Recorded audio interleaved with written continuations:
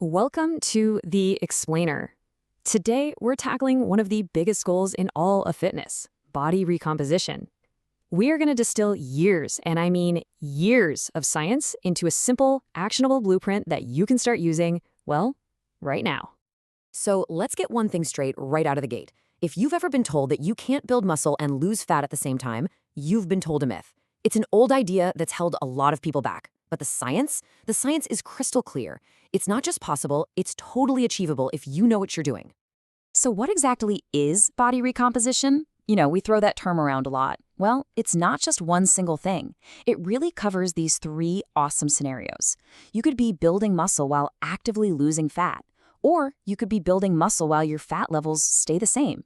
Or maybe you're just trying to lose fat while keeping every single ounce of hard-earned muscle. In every case, the result is the same: a leaner, stronger you with a lower body fat percentage. To make this all make sense, we're going to build something together. We're calling it the body recomposition pyramid. We're going to start at the foundation, calories and protein, then build up with how to fuel your body, how to train to drive growth, and then we'll get to a game-changing piece that most people totally miss. By the end, you'll see the whole picture. All right, let's lay the first, most important bricks of our pyramid. This is the foundation. Everything else we talk about sits right on top of this.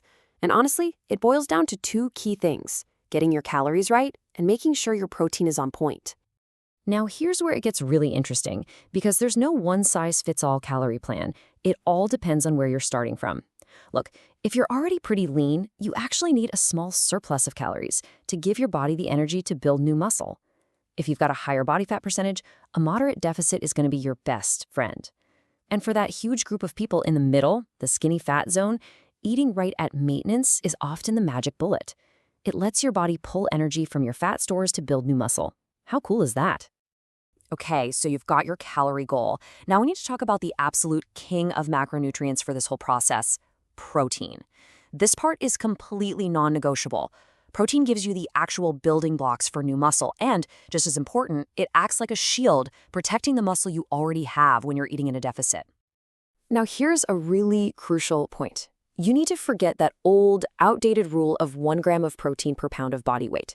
It's just, well, it's flawed. It doesn't know the difference between your muscle and your fat. The much smarter, science-backed way to do it is to base your protein on your lean body mass. That way, you're fueling your muscle, not your fat, which gives you a way more accurate and effective target. All right, foundation is set. Calories and protein are locked in. Now let's build the next layer of our pyramid, the framework. This is all about how we strategically use our main energy sources, good old carbs and fats. And just like with calories, there's no single perfect macro split. The best approach for you is actually guided by your body fat percentage. In general, if you're leaner, your body is better at using carbs for fuel, so you can handle more of them. But if you have a higher body fat percentage, you'll often find you do much better when more of your energy comes from healthy fats. And here's the why behind that. It all comes down to something called insulin sensitivity. Think of it like this.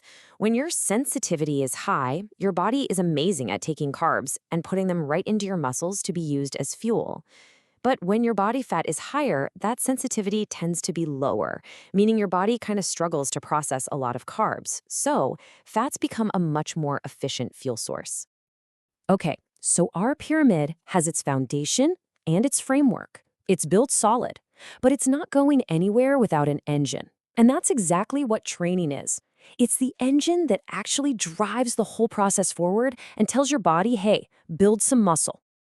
I absolutely love this quote because it just nails the concept. Nutrition is permissive. It gives your body permission to grow.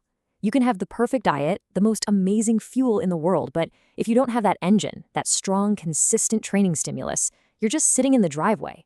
Diet allows for growth, but it's the training that forces it. So how do we do that? The magic is in a principle called progressive overload. It sounds complicated, but it's actually super simple.